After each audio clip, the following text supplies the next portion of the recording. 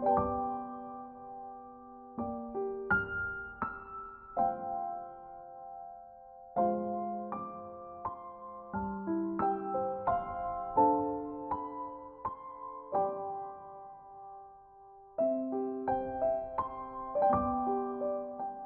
รพลัดพราก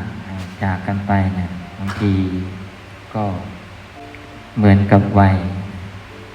อย่างวันนี้ได้ยินข่าวแม่ชีที่อยู่วัดหลวงพ่อนาคซึ่งท่านก็อายุยังไม่มาก60 กว่า 70ได้ทราบข่าวว่าเป็นมะเร็งได้แค่เดือนเดียวเองเพิ่งให้คีโมก็ท่านก็ละโลกไปแล้วคือโรคภัยไข้เจ็บถึงแม้จะเพิ่งตรวจเจอได้เจอเวลาส่งผลโรคภัยไข้เจ็บเวลามันให้ผลก็ทำให้ละโลกไปไวเหมือนกันฉะนั้นชีวิตของคนเราก็ไม่แน่นอนพอละโลกไปแล้วต้องอาศัยบุญผู้ที่อยู่ในโลกนี้อุทิศบุญส่วนกุศลไปให้ขอให้ท่านทั้งหลายได้นึกถึงบุญแล้วก็ทำบุญอุทิศส่วนกุศลให้กับหมู่ญาติดังที่กล่าวมาแล้ววันนี้ก็ยังได้ไปปล่อยปลาบึกแต่วันนี้ปลาบึกก็อาจจะตัวเล็กหน่อยแล้วก็มีปลา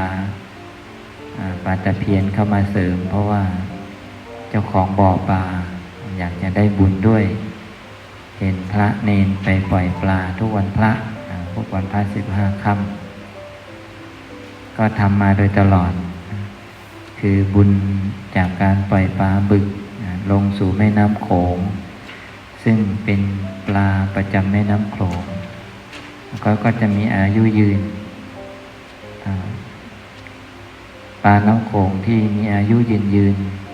หลายปีเป็น100 ปีนี่น้ำหนักเขา600-700 โลตัวใหญ่มากเพราะว่าน้ำโขงเป็นน้ำลึกเราได้ปล่อยปลาเพื่อให้ชีวิตสัตว์เป็นทานปล่อยปลาใหญ่ปล่อยสัตว์ใหญ่อานิสงส์ก็จะได้มากเพราะว่าเขามีอายุยืนยาวเราก็จะได้มีอายุยืนยาวไม่เจ็บไม่ป่วยไม่ไข้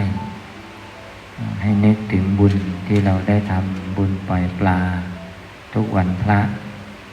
ให้แคล้วคลาดปลอดภัยภัยที่มันจะกำลังจะเกิดขึ้นจะเดินทางที่ใกล้ที่ไกลก็ขอให้ปลอดภัยมีเทวดาคอยดูแลปัดเป่าคุ้มครองรักษามีบุญคุ้มครองรักษามีครูบาอาจารย์คุ้มครองรักษาพ้นโศกพ้นโรคพ้นภัยนึกถึงบุญดังที่กล่าวมาทุกๆบุญให้ใจของเราบริสุทธิ์ผ่องใส